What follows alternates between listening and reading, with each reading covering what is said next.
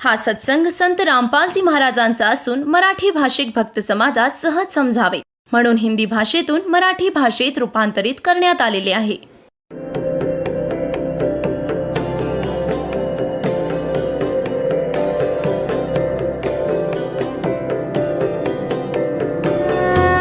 और ज्ञान सब ज्ञान डी कबीर ज्ञान सो ज्ञान और जैसे घोड़ा तोब कायम करता चले मैदान.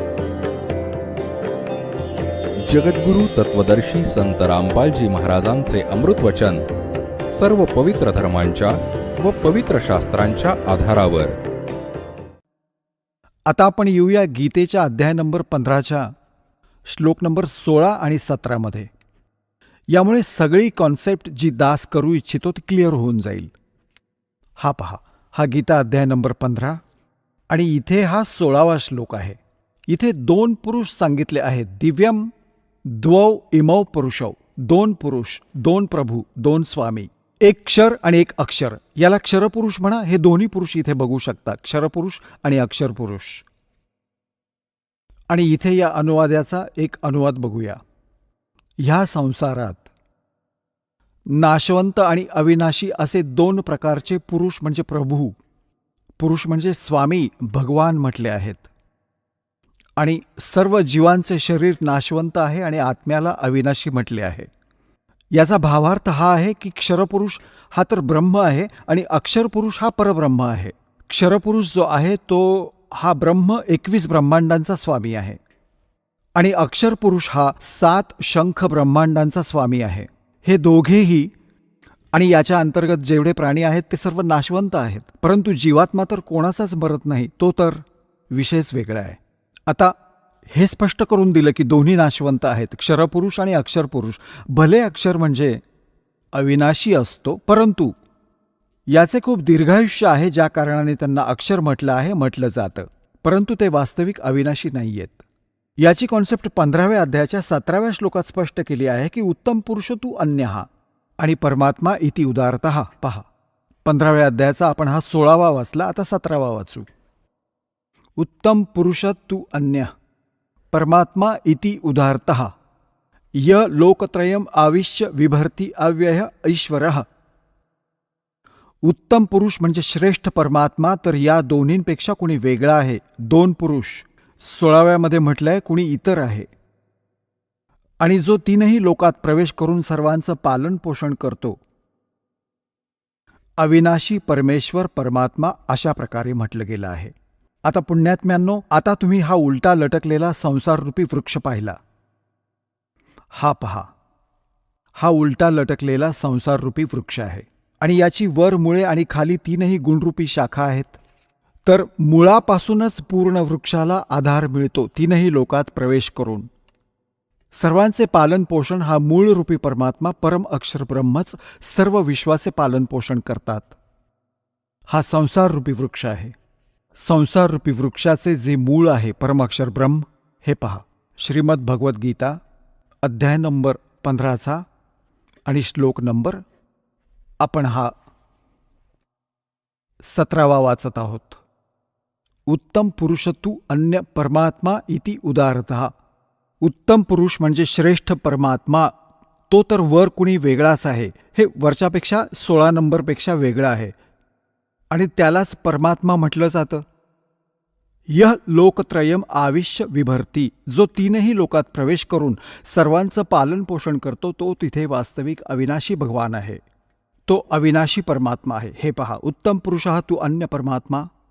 उत्तम पुरुष तो पुरुषोत्तम उत्तम पुरुष आहे. पुरुषोत्तम भगवान तर कुणी निराळाच आहे, जो 3ही लोकात प्रवेश करतो आणि सर्वांचं पालन पोषण करतो, तो आहे अविनाशी परमात्मा वास्तविक.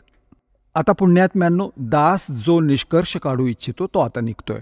आता जो प्रसंग चालू होता की विष्णूजी तर म्हणत होते की मी दुर्गेपेक्षा श्रेष्ठ कुणालाच मानत नाही. हे आध्यात्मिक ज्ञानाच्या जेवढे मला आहे, माझ्या ज्ञानानुसार दुर्गापेक्षा श्रेष्ठ भगवान नाही. विष्णूजी म्हणतात की मी दुर्गाची भक्ती करत असतो आणि आपले आचार्य शंकराचार्य म्हणतात की ते आपल्या स्वरूपाची भक्ती करतात, हे कुणाचीच भक्ती नाही करत.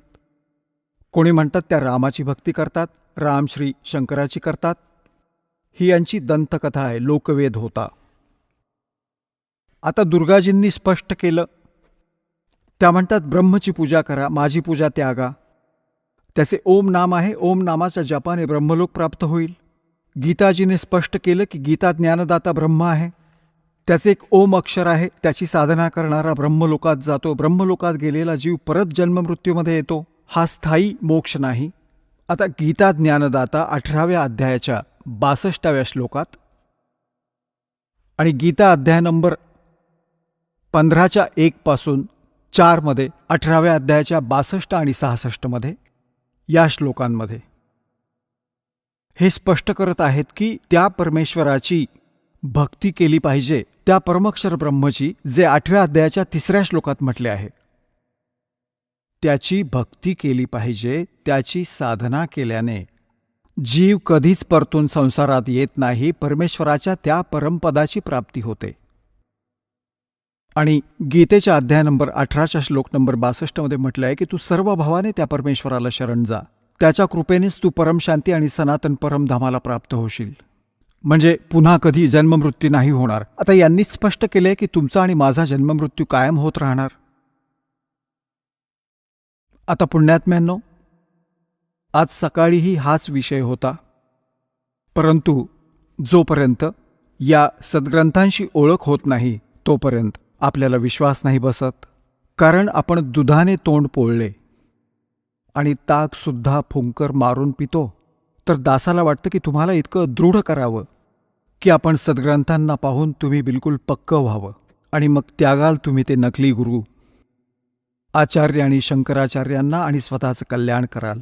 श्रीमद भगवद्गीता अध्याय नंबर 8च्या श्लोक नंबर 3 मध्ये स्पष्ट झाले की तो परमक्षर ब्रह्म आहे. श्रीमद भगवद्गीता अध्याय नंबर 15च्या श्लोक नंबर 1 ते 4 आणि 16-17 मध्ये स्पष्ट झालं की वर मुळे म्हणजे पूर्ण परमात्मा आहे. अक्षरपुरुष त्याचा तणा आहे, क्षरपुरुष फांदी आहे. 3ही गुण रजगुण ब्रह्मा, सद्गुण विष्णू, तमगुण शिवजी या संसार रूपी वृक्षाच्या शाखा आहेत. आणि हे देखील स्पष्ट झालं की सर्वांचं पालन पोषण करणारा आणि वास्तवात अविनाशी परमात्मा परमक्षर पुरुष आहे, परमक्षर ब्रह्म आहे. आता गीता अध्याय नंबर 8च्या श्लोक नंबर 5 मध्ये आणि 7 मध्ये गीता ज्ञानदाता आपल्या साधनेसाठी म्हणतात की माझी भक्ती कर. त्यासाठी त्यांनी मंत्र सांगितला 8व्या अध्यायाच्या 13व्या श्लोकात की माझं एक ओम अक्षर आहे, नथिंग एल्स. आणि माझी भक्ती करायची असेल तर ओम अक्षर आहे, तर मला प्राप्त होशील, परंतु युद्ध करावे लागेल. आणि परमक्षर ब्रह्मला शरण जायचं असेल, त्याची भक्ती करायची असेल तर त्याचा मंत्र सांगितला 17व्या अध्यायाच्या 23व्या श्लोकात. ओम तत्सत इति निर्देशः ब्रह्मणे त्रिवित समृतः. ब्रह्मणे म्हणजे तो परमक्षर ब्रह्म. तो पावण्याचे, त्याच्या भक्तीचे केवळ ओम तत्सत या 3 मंत्रांचा जप करण्याचा, स्मरण करण्याचा, 3 प्रकारे स्मरण करण्याचा आदेश आहे, निर्देश आहे. निर्देश म्हणजे फायनल निर्णय, नथिंग एल्स. तर त्याची साधना केल्याने तो 8व्या अध्यायाच्या 8, 9, 10व्या श्लोकात म्हटलं आहे की त्याची भक्ती करशील तर त्या परमात्म्याला, परमक्षर ब्रह्मला प्राप्त होशील. जर त्याची साधना केल्याने जीव तिथे जातो जिथे गेल्यावर परत या संसारात येत नाही. आणि हे आपले अज्ञानी आचार्य, शंकराचार्य, तत्वज्ञानहीन जीव, मंडलेश्वर हे म्हणतात, आपले धर्मगुरू, की श्रीकृष्णजी स्वतःबद्दल बोलत आहेत. यात कॉन्सेप्ट क्लिअर केली की 2 परमात्मा वेगवेगळे म्हणाले, 3 सांगितलेत पण दोघांचाच जास्त रोल आहे. कारण आपण क्षरपुरुषाच्या लोकात राहतो आणि परमक्षर ब्रह्मच्या लोकात आपल्याला जायचं आहे. त्याची साधना आहे, परंतु मध्ये एक थोडासा इंटरफरन्स आहे. याच्या अक्षरपुरुषाच्या 7 शंख ब्रह्मांडांमधून पार करून आपल्याला जायचं आहे. त्यासाठी त्याचा एक ओम तर सरळ मंत्र आहे ब्रह्मचा, तत् हा सांकेतिक आहे अक्षरपुरुषाचा, आणि सत देखील सांकेतिक आहे परमक्षर पुरुष, परमक्षर ब्रह्मचा. तर या 3 मंत्रांच्या साधनेने आपण इथून पूर्ण मोक्ष प्राप्त करून त्या लोकात निघून जाऊ, जिथे गेल्यानंतर साधक परत कधीही फिरून येत नाही. तर हा पूर्ण श्रीमद भगवद्गीतेचा निष्कर्ष आहे तुमच्यासमोर. आता अजून थोडे संकेत दाखवून देतो. पहा, गीता अध्याय नंबर 8चा आपण इथपर्यंत वाचलं होतं की तो परमक्षर ब्रह्म आहे या तिसऱ्या श्लोकामध्ये. तो परमक्षर ब्रह्म आहे जो गीता ज्ञानदात्यापेक्षा वेगळा आहे. आणि इथे गीता ज्ञानदाता म्हणतात 8व्या अध्यायाच्या आणि या 5व्या श्लोकात की जो पुरुष अंतसमयी मलाच स्मरत शरीर त्यागून जातो तो साक्षात माझ्या रूपाशी एकरूप होतो. साक्षात रूप नाही, मदभाव याती, म्हणजे माझ्या अशा भावात एकरूप होतो, यात काही शंका नाही. आता 7व्या श्लोकात काय म्हटलं आहे 8व्या अध्यायाच्या गीताजी, आणि 7व्यात काय म्हटलं आहे की यासाठी अर्जुना तू सर्व समयी माझे स्मरण कर आणि युद्धही कर. युद्ध करावं लागेल माझ्या शरणात राहिलास तर, आणि मला माझ्यात अर्पण केलेल्या मनबुद्धीने युक्त होऊन निःसंशय मलाच प्राप्त होशील. आता 8व्या अध्यायात गीता अध्याय नंबर 8चा श्लोक नंबर 8 आपण वाचतोय. हे पार्थ, परमेश्वराचे हे नियम आहेत. परमेश्वराचे अभ्यास योगयुक्तेन, त्या 3 मंत्रांच्या जपाचा अभ्यास करणारा, दुसरीकडे चित्त न वेधणारा, निरंतर चिंतन करत असणारा मनुष्य परमदिव्य पुरुषाला प्राप्त होतो. त्या परम अक्षर ब्रह्मला प्राप्त होतो. परमप्रकाशरूप दिव्य पुरुषाला अर्थात परमेश्वरालाच प्राप्त होतो, जो गीता ज्ञानदात्यापेक्षा अन्य आहे हा. आता 9व्यात इथे कॉन्सेप्ट पण क्लिअर केली आहे कवीम. आता या इथे छेडछाड नको करायला, हे स्पष्टच वाचू. जो पुरुष सर्वज्ञ, अनादी, सर्वांचा नियंता म्हणजे सर्वांचा स्वामी, सूक्ष्मापेक्षाही सूक्ष्म, सर्वांचं पालनपोषण करणारा, अचिंत्य स्वरूप आहे. सूर्याप्रमाणे नित्य चेतन प्रकाशरूप म्हणजे सूर्याप्रमाणेच तेजोमय, शरीरयुक्त, साकार, हे स्पष्ट आहे यामध्ये. अविद्येच्याही अतिपलीकडे सच्चिदानंद घनब्रह्म, सच्चिदानंद घन परमेश्वराचे स्मरण करतो, त्या परमअक्षर ब्रह्मचे स्मरण करतो. आता 9वा आपण वाचला 8व्याचा, आता 10वा वाचूया. तो आहे भक्तियुक्त पुरुष म्हणजे 3 मंत्रांचा जप करणारा, ज्यामध्ये 1 ओम आहे आणि 2 तत्सत, तत् आणि सत् सांकेतिक आहेत. तो आहे भक्तियुक्त पुरुष अंतकाळी, योग बलाने, योग म्हणजे साधना, भक्तीच्या शक्तीने, भ्रुकुटीच्या मध्यात प्राणाला नीटपणे स्थापित करून मग निश्चल मनाने स्मरण करत त्या दिव्य रूप परमपुरुष परमात्म्यालाच प्राप्त होतो. म्हणजे गीता ज्ञानदात्यापेक्षा अन्य आहे तो परमअक्षर ब्रह्म, त्याची साधना करणाऱ्याला तो प्राप्त होतो. आणि हे अज्ञानी आचार्य आणि हे शंकराचार्य आपले धर्मगुरू म्हणतात. श्रीकृष्णजी स्वतःबद्दल बोलत आहेत, अजून कोणी परमात्मा नाहीये, ज्ञानी अजून कोणी नाहीये. यांनी आज 5500 वर्ष झाली ही श्रीमद भगवद्गीता आणि पुराणांना आणि वेदांना लिपिबद्ध होऊन यांना कखही माहिती नाही याबद्दल. आचार्याचा अर्थ गुरु होतो आणि गुरु अध्यापक असतो, जो सिलेबसशी पूर्ण परिचित असतो, मास्टर असतो. आणि ज्याला कखही माहीत नाही तो कुठला टीचर आणि कुठला आचार्य. बुडवला हा सगळा देश हिंदू समाजाला भूत बनवून आणि मग त्याचीच पूजा करायला लावतात. श्राद्ध काढून आपलं पोषण करतात हे लोक.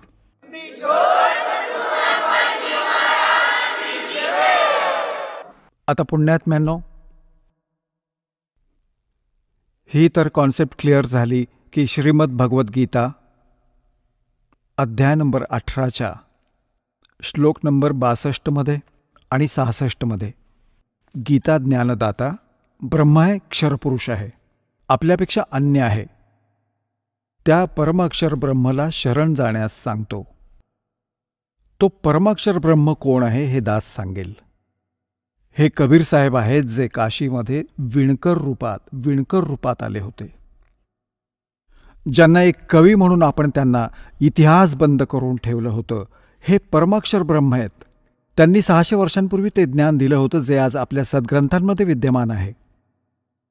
आणि हे आपले आचार्य आणि शंकराचार्य, श्री शंकरजी, श्री विष्णूजींना अजन्मा, अजरामर, ज्यांचे कुणी मातापिता नाहीत असं सांगतात. आणि पुराणांमध्ये यांच्या इतिहासात लिहिलं आहे की यांचे आईवडील आहेत, यांचा जन्ममृत्यू होतो आणि यांना हे भगवान म्हणतात.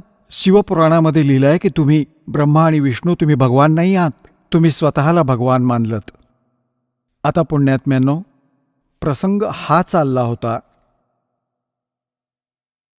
की आपले धर्मगुरू शंकराचार्य, आचार्य आणि सतयुगापासून आजपर्यंत या ब्राह्मण म्हणजे महर्षींना ऋषींना तर ज्ञान कुठून असणार यांच्या?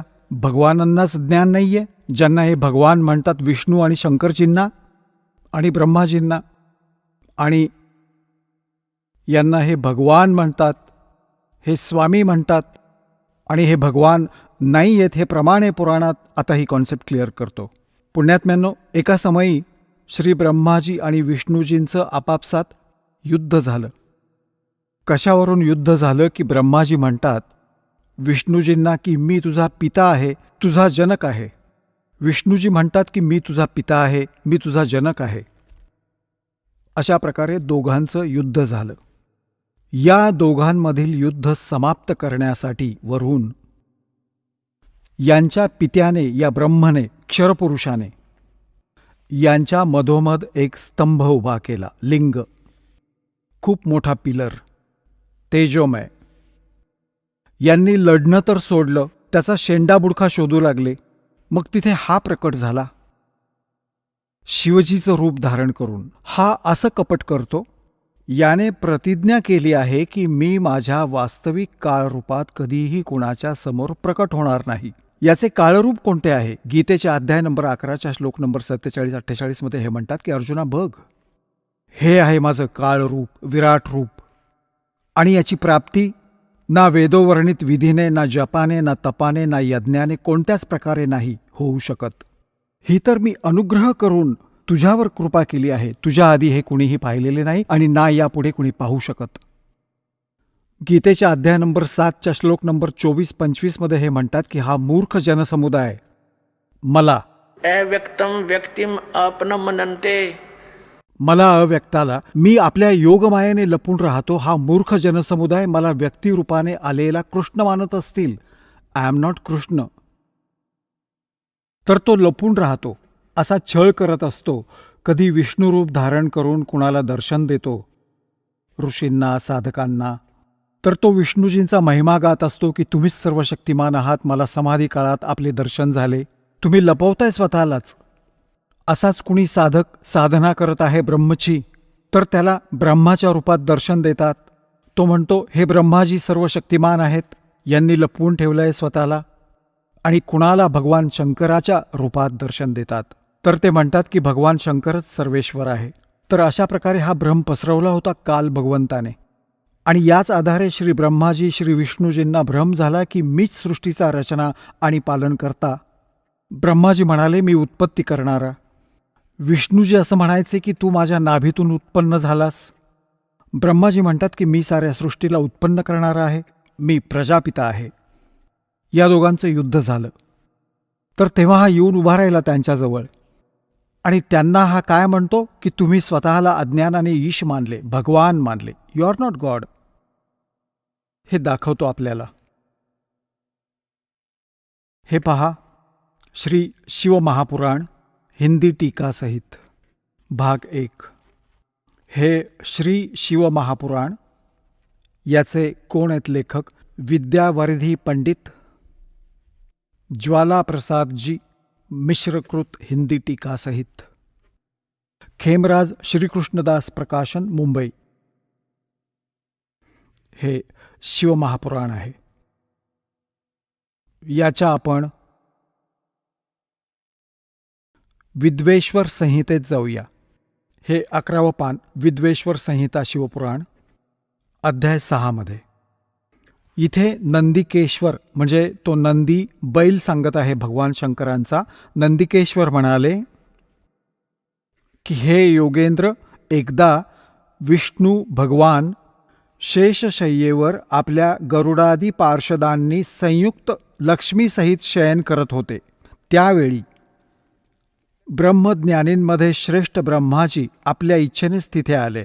सर्व प्रकारे सुंदर अशा त्या शय्येवर शयन करणाऱ्या कमललोचन विष्णूजींना विचारू लागले, तुम्ही कोण आहात?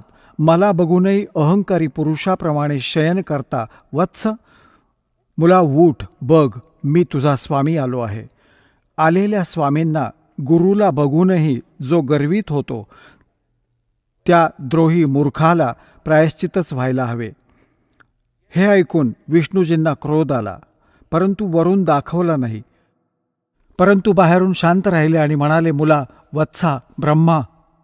विष्णूजी म्हणाले ब्रह्माजींना, वत्सा, मुला, तुझं कल्याण हो, बैस, ह्या आसनावर बैस. यावेळी तुझे नेत्र कुटील आणि चेहरा वक्र का होत आहे? ब्रह्माजी म्हणाले, हे वत्स विष्णू, तुला काळाच्या प्रभावामुळे गर्व आहे. हे वत्सा, मी तुझा रक्षक आणि जगताचा पिता मी आहे. विष्णूजी म्हणाले की हे तर सर्व जग माझ्यात स्थित आहे. तू चोरासमान कसे हे आपले म्हणतोस? तू माझ्या नाभी कमलातून उत्पन्न झाला आहेस, त्यामुळे तू माझा पुत्र आहेस. यांना दंडुका पडल्या. खोलात नको जायला, पुढे जाऊया. यांची एकमेकात लढाई झाली. देवता फुलांचा वर्षाव करू लागले. शाबास, कापा एकमेकांना. हे आपल्या देवतांची लक्षणे. बघा, हे आपण आता 11वं पान वाचत आहोत. आता आपण खाली आलो आहोत. इथे खाली विद्वेश्वर संहिता. मी श्रेष्ठ आहे, स्वामी आहे असं म्हणत एकमेकाला मारण्याच्या इच्छेने युद्ध करण्यास सज्ज झाले.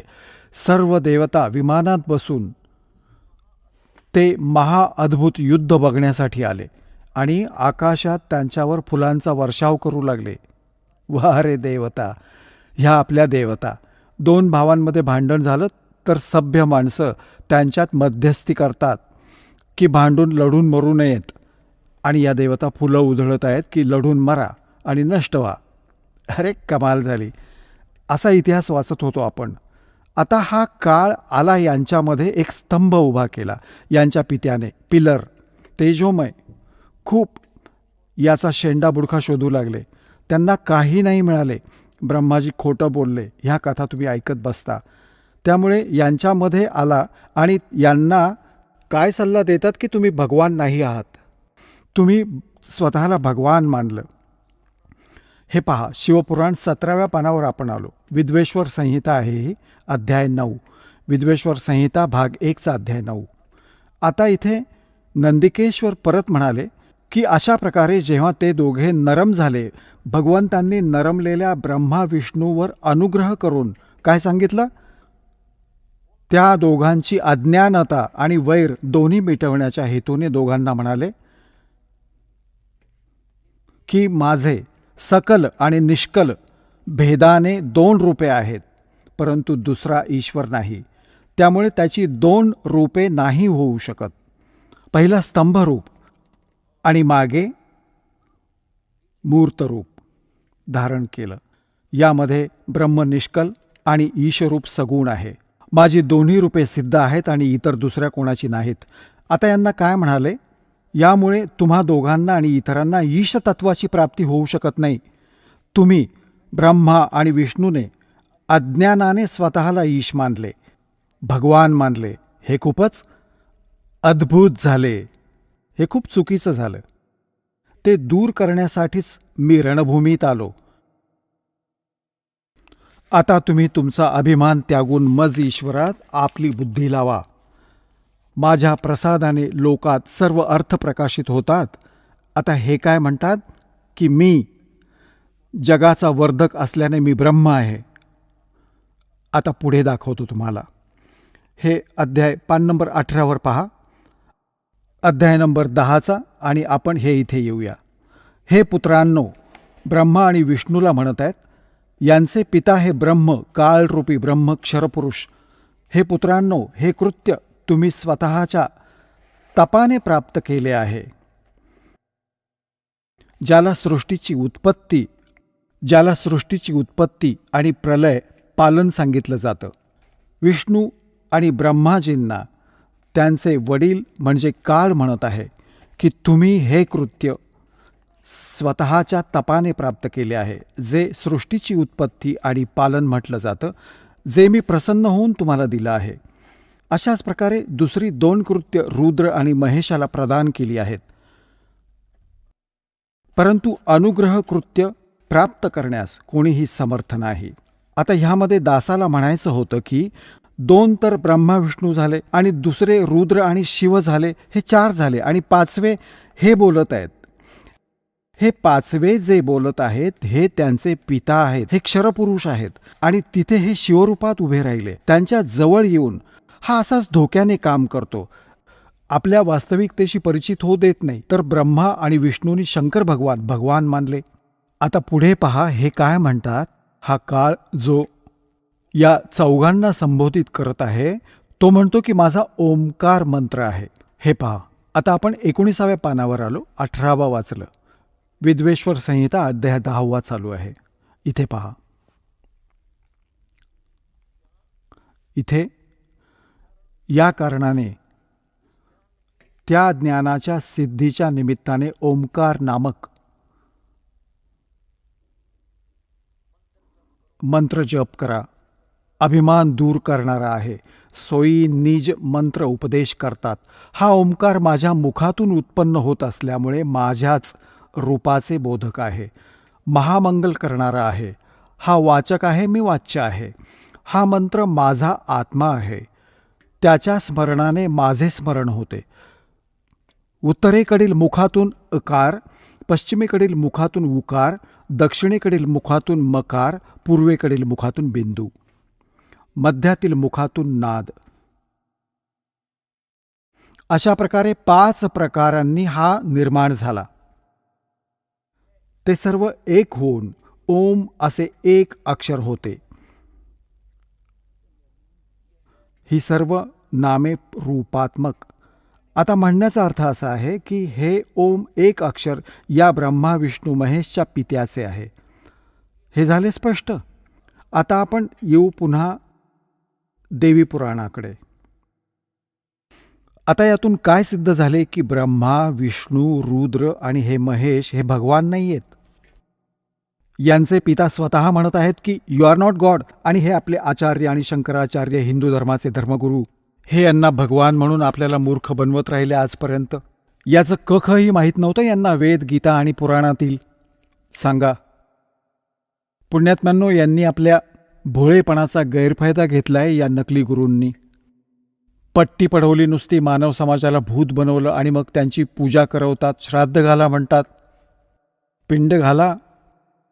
आता जी साधना दास सांगेल त्यात ना कोणी भूत बनेल ना कुठल्या कर्मकांडाची गरज आहे. आता पहा, श्रीमद भगवद्गीतेकडे आपण परत येऊया.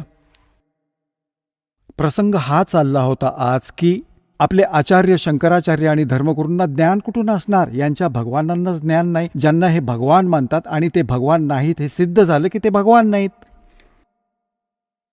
आणि यांना हे भगवान म्हणत आले, ईश म्हणत आले. आता सतयुगाच्या ब्राह्मणांकडे ज्ञान नाही. सांगा, सतयुगापासून आजपर्यंत ब्राह्मणांकडे ज्ञान नाही वेदांचं. आता पहा, श्रीमद देवी भागवत गीता प्रेस गोरखपूरहून प्रकाशित, केवळ हिंदी. याचे संपादक हनुमान प्रसाद पोद्दार, चिमनलाल गोस्वामी. हे गीता प्रेस गोरखपूरहून प्रकाशित आहे. याच्या आपण 414व्या पानावर येऊ. 414 पान आहे. श्री संक्षिप्त देवी भागवत आणि 6वा स्कंध. आता इथून वाचूया. जन्मेजयने विचारलं, महाभाग, कोणत्या युगात धर्माचं कसं स्वरूप आहे हा संपूर्ण विषय विशेष रूपाने सांगण्याची कृपा करा. व्यासजी म्हणाले, राजन, हे निश्चित आहे की सतयुगात ब्राह्मण वेदाचे पूर्ण विद्वान होते. त्यांच्याकडून निरंतर भगवती जगदंबेची आराधना होत होती. भगवतीच्या दर्शनासाठी त्यांचं मन सदा उत्सुक असायचं. प्रत्येक गावात शक्ती म्हणजे दुर्गेच्या मंदिराचं उद्घाटन व्हावं याविषयी त्यांच्या मनात खूप उत्सुकता होती. सांगा, हे सतयुगातील ब्राह्मण थोडेच विद्वान होते?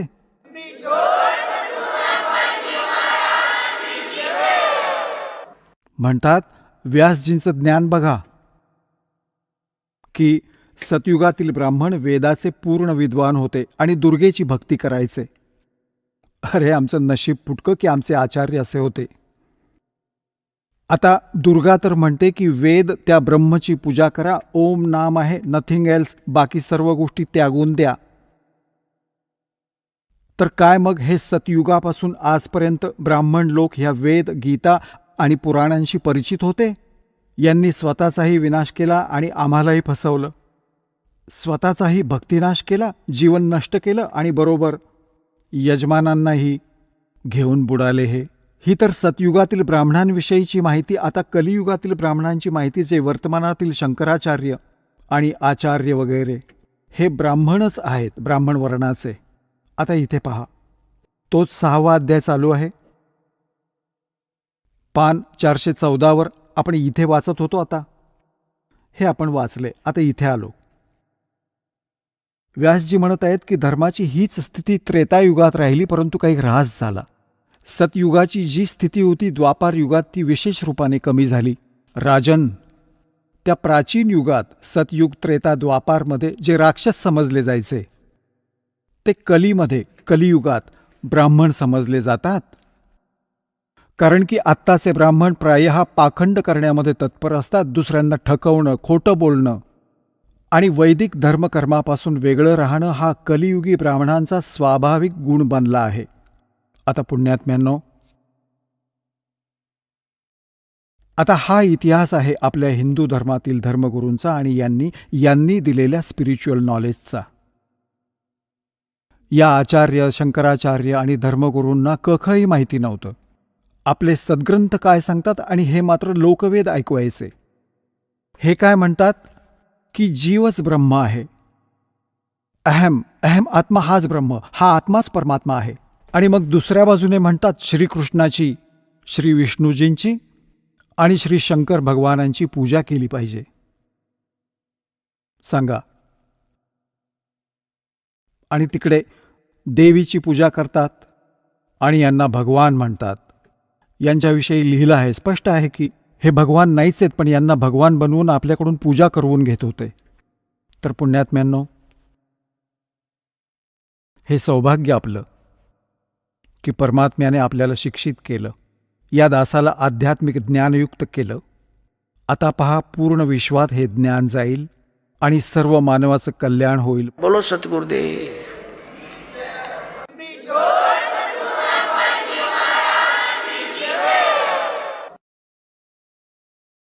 परमपिता परमात्मा पूर्ण ब्रह्म, सर्व सृष्टी रचनाकार कबीर परमेश्वरजी यांच्या असीम कृपेने तुम्ही पुण्यात्मा सत्संग ऐकण्यासाठी उपस्थित झालात. ज्या प्रेमळ आत्म्यावर परमात्म्याची विशेष कृपा असते त्यालाच ही सुसंधी प्राप्त होते. खूपच पुण्यकर्मी प्राण्यांना मानव शरीर प्राप्त होतं. त्यांच्याही पेक्षा जास्त पुण्यकर्मी प्राणी ते असतात जे परमात्म्याच्या शोधात मग्न असतात. आणि त्यांच्याही पेक्षा पुण्यात्मा ते प्राणी आहेत ज्यांना सद्गुरू प्राप्त झाले. तर पुण्यात्म्यांनो, तुम्ही त्या 3ऱ्या नंबरच्या म्हणजे गुड, बेटर, बेस्ट या बेस्ट आत्मा आहात परमात्म्याची. आपल्याला सद्गुरू मिळाले आहेत.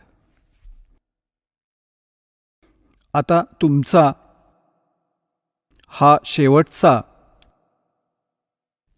जन्म असेल. जर तुम्ही जन्मभर सद्भक्तीवर टिकून राहाल, नियमित राहाल, तुम्ही सतलोकात जाल. आपण आजपासून नाही लागलात भक्तीसाठी, परमात्म्यासाठी, आपण युगानुयुगे लागलात. आपण भक्तिमार्गाला लागलेले आहात, परंतु मध्येच गफलत करून टाकता. कोणत्याही कारणाने तुमचा या भक्तिमार्गावरून पाय घसरून जातो आणि मग याच काळाच्या खड्ड्यात, भोवऱ्यात पडून राहता आणि पुन्हा प्रयत्न करता या भोवऱ्यातून सुटण्याचा, या विहिरीतून निघण्याचा. तर आता आपला प्रयत्न, आता आपला जो ह्या काळाच्या फेऱ्यातून निघण्याचा हा शेवटचा प्रयत्न आहे. जर यातून पुन्हा घसरलात तर हजारो युगांपर्यंत आपण या पायरीपर्यंत नाही येऊ शकणार. या चरणावर नाही येऊ शकणार. जे या सत्मार्गाशी जोडलेले आहेत आणि त्यांचा पाय घसरला तर ते तर खूप कित्येक हजार युगांनंतर पुन्हा या भक्ती मार्गाला ग्रहण करू शकतील. कारण काय आहे? कारण हे आहे की ही सद्भक्ती आहे, यथार्थ मंत्र आहेत. यांचा जप केल्याने आपली कमाई खूप सारी होते, खूप जास्त होते, आणि आपण त्याचा संग्रह करून सतलोकात जायचे होते ह्या भक्तीच्या कमाईच्या जोरावर. आणि ह्या अंतिम श्वासापर्यंत संग्रह करायचा होता याचा. आणि आपण कोणत्याही कारणाने परमात्म्याच्या ह्या मार्गापासून विचलित होऊन जातो शेवटच्या श्वासापर्यंत कधीही, तर मग आपण इथेच राहून जाऊ. आणि इथला नियम आहे की जशी कर्म प्राण्यांनी केली आहेत तशीच फळं त्याला मिळणारच मिळणार. आपल्या पुण्यकर्मांचा, आपल्या सद्भक्तीचा डोंगर उभा राहील. जसा आपल्याला पहिला मंत्र दिला जातो, यात आपले कमळ आहे आपल्या शरीराच्या आत. ही चक्र बनलेली आहेत, चक्र. जसे एक मूळ चक्र आहे, मग स्वादिष्ठान चक्र आहे, ज्याला आपल्या संतांनी स्वादचक्र म्हटलेलं आहे. आणि मग नाभी चक्र आहे, नाभी कमळही म्हणतात, मूळ कमळही म्हणतात, अधिष्ठान कमळही म्हणतात. चक्र म्हणा, कमळ म्हणा, संतांनी त्याला कमळ म्हटलेलं आहे, योग्यांनी चक्र म्हटलं आहे. मग हृदय कमळ म्हणजे हृदय चक्र आहे. मग कंठ कमळ आहे, म्हणजे कंठ असलेलं चक्र. आणि मग त्रिकुटी कमळ आहे. तर अशा प्रकारे आपल्या शरीरामध्ये जेवढी काही कमळचक्र आहेत यांच्यावर एका देवतेचं अधिपत्य आहे. मूळ चक्राच्या वर, मूळ कमळाच्या वर गणेशजी. गणेशजींचं बॅरियर आहे. हे समजा की हे बॅरियर आहे. आपल्या निजधामाला जायचं आहे, हे बॅरियर आहे. प्रथम बॅरियर आहे मूळ कमळाचं. आणि दुसरं अधिपत्य आहे स्वादिष्ठान कमळ. कमळ म्हणजे चक्र, स्वादचक्र. आणि तिसरं अधिपत्य आहे हे नाभी चक्र, नाभी कमळ. तर मूळ कमळावर गणेशजी तिथले प्रमुख आहेत. आणि स्वाधिष्ठान चक्ररूपी बॅरियरवरती श्री ब्रह्माजींचं राज्य आहे, सत्ता आहे. आणि नाभी कमळावर विष्णूजी आणि लक्ष्मीजी हे यांच्या सोबत आहेत. तर परिवार आहे यांचा. ब्रह्माजींच्या बरोबर त्यांची पत्नी सावित्री आहे. आणि मग हृदय कमळावर भगवान शिव आणि पार्वती हे इथले अधिकारी आहेत. आणि कंठकमळावर श्री दुर्गाजी. तर अशा प्रकारे आपण कंठकमळापर्यंत जेवढ्या काही ह्या बॅरियर आहे यांना पार करण्यासाठी आपल्याला हे मंत्र देऊन ठेवले आहेत. प्रथम मंत्र. तर यांची भक्ती कमाई करून तुम्ही जेव्हा या सीमेच्या जवळ जाल तर आपला बॅरियर ओलांडण्याचा मार्ग साफ होईल. आणि आपली जी कमाई, जी प्रथम मंत्रात या देवांची जी सेवा चाकरी केली आहे, ही आपण तिथे यांचा कर भरत जाल. अशा प्रकारे आपण सतलोकात जाण्यासाठी हे सहयोगी होतात, जर आपण ही भक्ती चालू ठेवली अंतिम श्वासापर्यंत. आणि जर आपण यातून घसरलो भक्तिमार्गापासून तर मग काय होईल? आपण ज्या गणेशजींच्या लेव्हलचा मंत्रजप केलात, जो आपल्याला दिला जातो, ती कमाई तुम्हाला श्री गणेशजींच्या लोकात प्राप्त होईल. तिथे गण बनाल. आणि मग जेव्हा आपली ह्या मंत्राची कमाई संपून जाईल त्या लोकात, त्यानंतर मग आपण श्री ब्रह्माजींच्या लोकात जाल. कारण आपण तोही मंत्र जपलेला आहे, त्याची कमाई भरपूर झालेली आहे. तर तिथे आपण आपली पुंजी नष्ट कराल देवता बनून. त्यानंतर तुम्ही जाल श्री विष्णूजींच्या लोकात, कारण त्यांच्याही नामजपाची कमाई आपण करून ठेवलेली आहे. आणि आता तिथेही आपली नामाचा जप केल्याची कमाई संपून जाईल, भक्ती कमाई, ते धन, आणि मग तुम्हाला तिथून काढून टाकलं जाईल. मग आपण भगवान शिवच्या लोकात जाल. आणि अशा प्रकारे तिथेही आपले पुण्य समाप्त झाल्यावर भक्तीचे, हा जो भगवान शंकरांच्या लेव्हलचा मंत्रजाप आपल्याला दिला आहे, त्याची कमाई नष्ट झाल्यावर, संपल्यावर, मग आपण दुर्गाजींच्या लोकात जाल.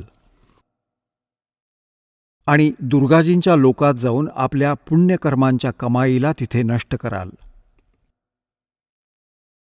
तर अशा प्रकारे हे तुम्हाला पृथ्वीवर नाही येऊ देणार, कारण इतका पुण्यसंचय होईल आपला. आणि पृथ्वीवर आल्याशिवाय भक्ती मिळत नाही. आणि भक्ती मिळेल या कलियुगामध्ये, सतयुग त्रेतायुगामध्ये. या भक्तीला आपण करत नाही, कारण की आपण स्वतःच जी साधना करत असतो त्याने आपल्याला वाटत असतं की आपण खूप सुखी आहोत. आणि मग तुम्हाला जे सतनाम देऊन ठेवलं आहे, जे 2 अक्षराचं, ज्यात एक ओम मंत्र आहे ह्या ब्रह्मचा. पुण्यात्म्यांनो, एकच औषध असतं ज्याच्या प्रयोगाच्या विधीमध्ये अंतर असल्याने त्याचा गुण बदलून जातो. तर हेच समजून घ्या की जे मंत्र आपल्याला प्रथम मंत्रात दिलेले आहेत, तिथे त्याच विधीने जप करण्याने त्याचा गुण तोच आहे. आता त्याच मंत्रात सतनाम बनवून जो आपल्याला दिलेला आहे, याची साधना करण्याने या विधीने त्याचा गुण वेगळा असतो, लाभ भिन्न असतो. कित्येक भोळे आत्मे, कारण की आपण युगायुगांपासून अज्ञानाने भरलेले आहोत. आता हे तत्वज्ञान प्राप्त झालं आहे, तर आम्ही वकील बनतो त्या अज्ञानाच्या आधारे. तर त्यात आपण हा विचार केला पाहिजे की जर आम्ही विद्वान असतो तर आपल्याला हे ज्ञान आधीच मिळालं असतं. आपण विद्वान नाही, बुद्धिमान अवश्य आहात, परंतु त्या बुद्धीचा दुरुपयोग करून आपण भगवंतापासून दूर व्हाल. या दासाने जे मार्गदर्शन केले आहे ते गॉड गिव्हन आहे. ही काही ढोंगी भाटाची गाणी नाही आहेत. यामध्ये आपण एकदम विचार करणं सोडून दिलं पाहिजे. उपदेश घेतल्यानंतर, उपदेश घेण्याच्या आधी तर तुम्ही अगदी वकील बनून राहा. खूप चांगल्या प्रकारे निरीक्षण करा प्रत्येक गोष्टीचं, आणि मग दीक्षाग्रहण करा. दीक्षाग्रहण करण्याच्या नंतर जर गुरुजींच्या वचनावर जर अविश्वास निर्माण झाला तर आपलं नाव खंडित होऊन जातं, भगवंतापासून दूर होऊन जाता. म्हणूनच सर्वप्रथम दास ज्ञान ग्रहण करण्यासाठी पुस्तके देतो. सीडी बनवून ठेवली आहे, ती पहा, ऐका, तुलना करा अन्य संतांच्या ज्ञानाशी. आणि जेव्हा आपल्याला संतुष्टी होऊन जाईल की हा मार्ग अंतिम आणि योग्य आहे, तर दीक्षा घ्या, नाहीतर नका घेऊ.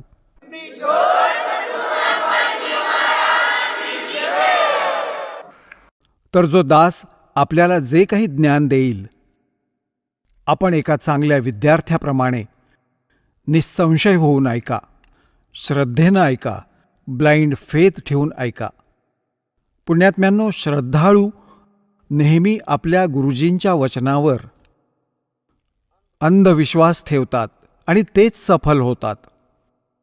परंतु या गुणाचा या नकली गुरूंनी दुरुपयोग केला. जेवढेही आपण पाहता हे संत आणि त्यांच्याकडे गेलेले हे भक्त किती समर्पित असतात. ते गुरुजी जे काही ज्ञान सांगतात शिरोधार्य असतं. त्यांच्याविषयी कोणी सांगितलं तर कोणत्या तत्वज्ञानाच्या आधारे आमचे भक्त त्या अन्य संतांच्या शिष्यांना सांगतात की तुमची साधना ठीक नाही, तुमच्या गुरुजींच्या जवळ मोक्षमार्ग नाही, तर ते खूप दुःखी होऊन जातात आणि म्हणतात की तुम्ही आमच्या गुरुजींच्याबद्दल काही बोलू नका. तर पुण्यात्म्यांनो, ते भक्त तर योग्य आहेत, त्यांची आस्था तर असलीच पाहिजे, परंतु त्या नकली भोंदू गुरुजींपाशी ते श्रद्धा ठेवून बसलेत. आता जसं आंब्याचं रोप लावून जर कोणी ही आशा लावून बसला असेल की मी आंबे खाईन, त्याला आंबे येतील ते मोठं झाल्यावर, तर ते अगदी योग्य आहे. त्यांचा अगदी योग्य उद्देश आहे आणि क्रियाही अगदी बरोबर आहे. आणि जर बाभळीच्या झाडाचं रोप लावून आणि जर तो म्हणेल की हे मोठं होऊन याला आंबे लागतील, आणि त्याला कोणी जाणकार व्यक्ती सल्ला देईल की हे आंब्याचं रोप नाहीये, याला आंबे नाही येऊ शकत, आणि तो असं म्हणतोय की तू माझ्या भक्ती मार्गाला म्हणजे माझ्या रोपट्याला चूक नको म्हणूस, तर ती त्याची एकतर श्रद्धा आहे. ज्या व्यक्तीने त्याला आंब्याचं रोपटं सांगून बाभळीचं देऊन ठेवलंय, तो पूर्ण विश्वास ठेवून बसलाय त्या नकली माणसावर, तर त्या व्यक्तीला पाहिजे की या व्यक्तीने माझ्या रोपट्याला हा बाभूळ का म्हणाला, त्याचं मग पूर्ण निरीक्षण केलं पाहिजे, तर त्याचं खरेपण कळेल. नाहीतर बाभूळ लावून काय उपयोग. तर जशी अशी कोणी शंका उत्पन्न करत असेल की आपला भक्तिमार्ग ठीक नाहीये, तर त्याला पूर्ण विचारा, चांगल्या पद्धतीने निरीक्षण करा आणि मग या सद्ग्रंथांशी पडताळणी करा. कारण की कोणाच्या लोकवेदांनी म्हणजे सांगण्या बोलण्याने आपल्या मार्गातून डगमगणे योग्य नाही. आता पुण्यात्म्यांनो, हा दास आपल्याला जे ज्ञान देतो ते शास्त्रानुकूल आहे. पवित्र श्रीमद भगवद्गीता, पवित्र 4ही वेद आणि पवित्र पुराण हे पवित्र हिंदू धर्माच्या श्रद्धाळूंसाठी शिरोधार्य आहे.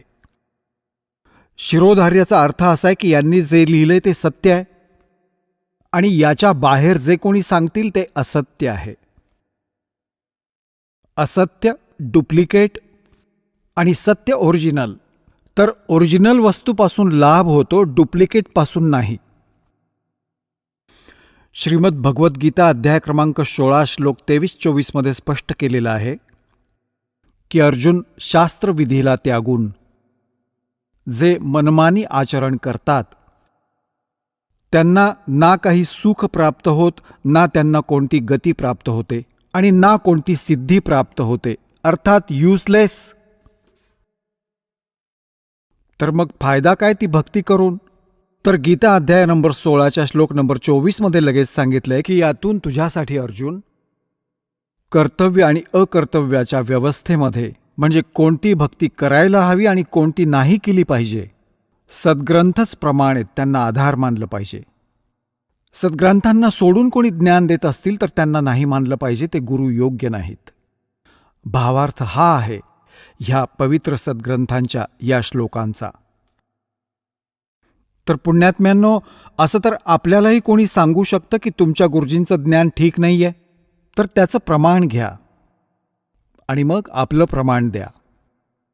आणि मग तरीही आपल्याला काही भिन्नता वाटली तर निशंकपणे कोणाला तरी स्वीकारा. परंतु दास हे दाव्यानिशी सांगू शकतो की ह्या विश्वामध्ये या दासाव्यतिरिक्त ना तर तत्वज्ञान आहे आणि ना भक्तीचं काही मंत्र समाधान आहे.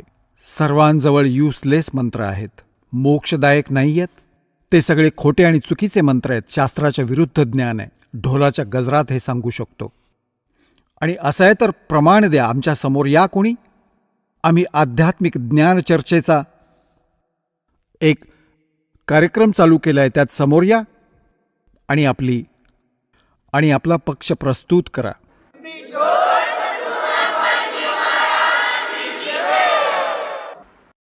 तर दास जे आपल्याला सांगू इच्छितो या विषयावर आहे की जी भक्ती आपण करता आणि जी साधना हा दास सांगतो त्याच्यावर आपला अविश्वास असता कामा नये, विशेष करून उपदेश प्राप्त झाल्यानंतर. आणि तरीही कोणी अक्रमबक्रम केलं तर तो हुशार प्राणी आहे. त्याने 1, 2, 4, 20,000 हजारोंना मूर्ख बनवून ठेवला असेल, जो गुरुपद मिळवून बसला असेल, जो दुसऱ्यांना अजून संभ्रमात टाकू पाहतो. अन्यथा इतके प्रमाण दिल्यानंतर तर मूर्ख माणूस पण समजून जातो की हा संत काय सांगू इच्छितो.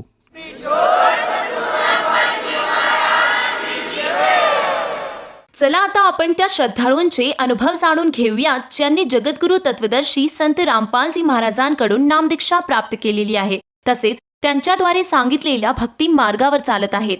नमस्कार. नमस्कार सर. आपलं नाव? धर्मराज कडू बाविस्कर. आपण कुठून आलात? गाव आंबाडे, तालुका चोपडा, जिल्हा जळगाव, महाराष्ट्र. आपला व्यवसाय काय आहे? मी एक ड्रायव्हर आहे. संत रामपालजी महाराजांची गुरुदीक्षा आपण कधी घेतली? 10 फेब्रुवारी 2019. संत रामपालजी महाराजांची नामदीक्षा घेण्या अगोदर आपण व आपला परिवार कोणती भक्ती साधना करत होतात? पारंपरिक जे भक्ती मार्ग आहे, गणपतीची पूजा, दुर्गा पूजा, भजन कीर्तन करणे, ही भक्ती करत होतो आम्ही. भजन रात्र करायचो. आणि रामानंद माझे पहिले गुरु बालगोपाल महाराज, त्यांच्याकडून मी नामदीक्षा घेतली होती. त्यांनी मला 5 मंत्र दिले होते. ओम, सोहो, हंस, परब्रह्म, तस्मै श्री गुरुवे नमः, हे मंत्र जाप करायचो. असं करत करत खूप वेळ भक्ती केली आम्ही, खूप वर्ष भक्ती केली. सर, जसं तुम्ही सांगत आहात की पूर्वीपासून आपण भक्ती मार्गात होतात, आपण एक भजनी होतात, त्याचप्रमाणे आपण संत बालगोपाळ यांच्याकडनं नामदीक्षा घेतली होती आणि त्यांच्या मार्गावर आपण चालत होतात. तर ह्या सगळ्या गोष्टी करत असताना आपण संत रामपालजी महाराजांच्या मार्गात कसे काय आलात? मी ज्ञानगंगा पुस्तक माध्यमातून संत रामपाल महाराजांच्या चरणात आलो. माझे काका आहेत, त्यांनी मला संत रामपालजी महाराजांचं पुस्तक आणून दिलं. मी ते वाचन केलं आणि त्या माध्यमातून संत रामपाल महाराजांच्या चरणात आलो आणि त्यांच्याकडून नामदीक्षा घेतली.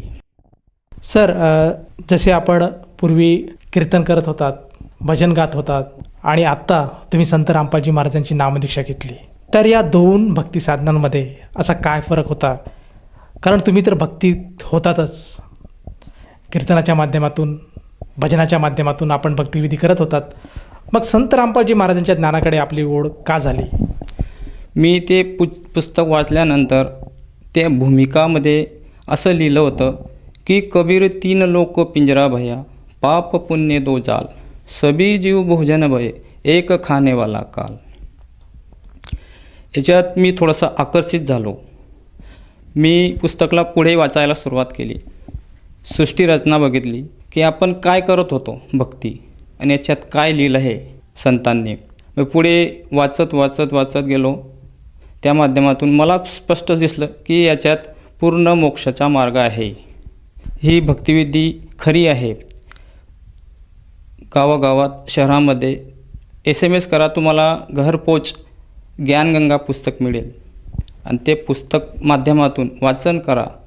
टी व्हीवरती सत्संग असतो, ते माध्यमातून तुम्हाला खरं ज्ञान कळेल.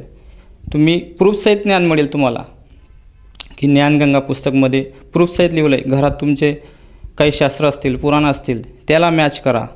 ते जे सत्संग चालू असताना सांगतात, बोट ठेवून सांगतात की सत्य काय आहे, तुम्ही काय भक्ती करतात, याच्यामध्ये काय लिहिलं आहे, भागवद्गीतामध्ये काय लिहिलं आहे, वेदामध्ये काय लिहिलं आहे, सर्व गोष्टींमध्ये काय लिहिलं आहे, पुराणामध्ये तुम्ही कुठली भक्ती करतात, हे ज्ञानगंगा पुस्तकमध्ये प्रूफ आहे.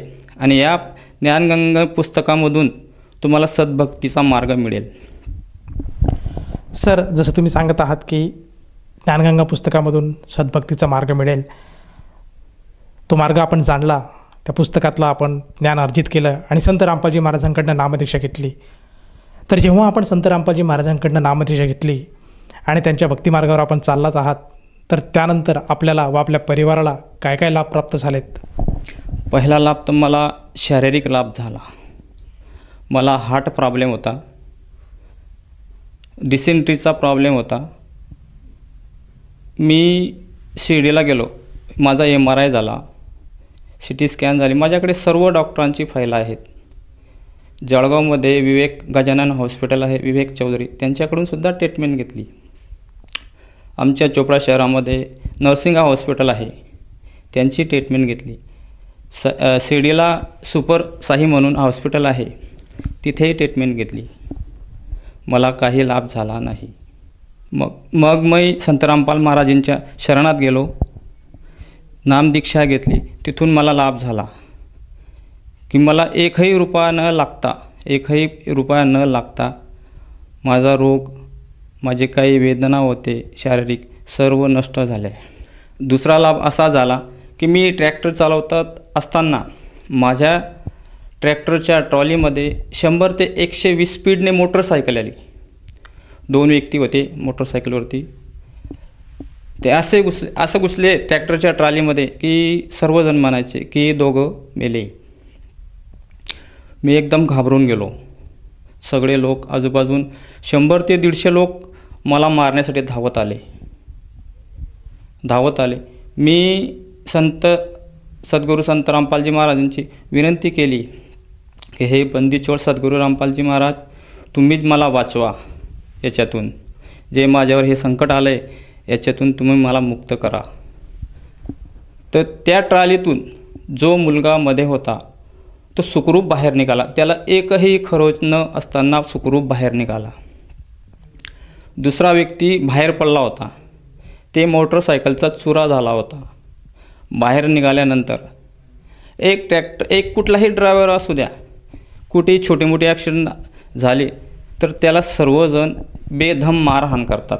पण बंदीछोड सद्गुरू रामपालजी महाराजांना मी विनंती केली की या मार्गातून मला वाचवा. त्यावेळेस एकही व्यक्तीने मला न हात लावता मला विनंती केली की तुम्ही इथून निघून जा. हा लाभ झाला मला. या व्यतिरिक्त आपल्याला आणखीन काही लाभ झाला का? हां, या व्यतिरिक्त माझी आई 50 वर्षापासून पान तंबाखू खात होते. त्यांच्याकडनं म्हणजे 1 मिनिटसुद्धा राहिलं जात नव्हतं. त्यांनी सद्गुरू संत रामपालजी महाराजांची नामदीक्षा घेतली, तेही मला लाभ मिळाला.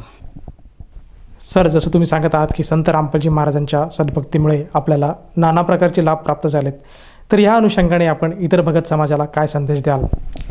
मी संदेश तर काही देऊ इच्छित नसतो. प्रार्थना करतो की संत रामपालजी महाराजांच्या शरणमध्ये या, नामदीक्षा घ्या आणि तुमचं कल्याण करा. सर, जर कोणा साधकाला संत रामपालजी महाराजांची नामदीक्षा घ्यावयाची असेल तर तो साधक नामदीक्षा कशी घेऊ शकेल? टी व्हीच्या माध्यमातून चॅनलवरती सत्संग चालू असतात संत रामपालजी महाराजांचे. त्यामध्ये मोबाईल नंबर असतात. तुम्ही मोबाईल नंबर डायल करा, त्यांना विचारा की आम्हाला नामदीक्षा घ्यायची आहे. मग ते तुम्हाला कळवतील की जागे हर जिल्ह्यामध्ये नामदान केंद्र आहेत संत रामपाल महाराजांचे. ते तुम्हाला ॲड्रेस देतील, तिथे जाऊन तुम्ही नामदीक्षा घेऊ शकतात. सर, जसं तुम्ही सांगत आहात की आज संत रामपालजी महाराजांच्या दयेने महाराष्ट्रामध्ये प्रत्येक जिल्ह्यामध्ये संत रामपालजी महाराजांची नामदान केंद्र खुली झालेली आहेत, तर त्या नामदान केंद्रावर जाऊन एखादा व्यक्ती नामदीक्षा घेऊ शकतो. परंतु जर त्या व्यक्तीला नामदीक्षा घ्यावयाची असेल तर त्या व्यक्तीला त्या नामदानासाठी किंवा त्या गुरुमंत्रासाठी किती पैसे मोजावे लागतील? हे तर बाकीचे लोक सर्व खोटं बोलतात की पैसे लागतात. तिथे एकही रुपया लागत नाही, फ्री नामदीक्षा मिळते. धन्यवाद साहेब.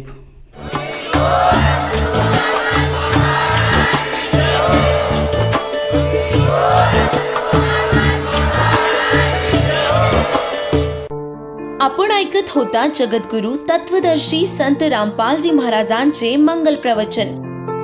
निशुल्क नामदीक्षा प्राप्त करण्यासाठी आणि अधिक माहितीसाठी संपर्क करा 7030303951 7030303952. आमची वेबसाईट आहे www.jagadgururampalji.org. सर्व पवित्र धर्मांच्या पवित्र शास्त्रांवर आधारित प्रमाणित अनमोल पुस्तक ज्ञानगंगा किंवा जगण्याचा मार्ग यापैकी कोणतेही एक पुस्तक निशुल्क मागविण्यासाठी आम्हाला आपले पूर्ण नाव, पूर्ण पत्ता, पिनकोड सहित आणि फोन नंबर लिहून 7030303951 7030303952 या नंबरावर SMS करू शकता किंवा आम्हाला 7030303950 या नंबरावर व्हॉट्सअप देखील करू शकता.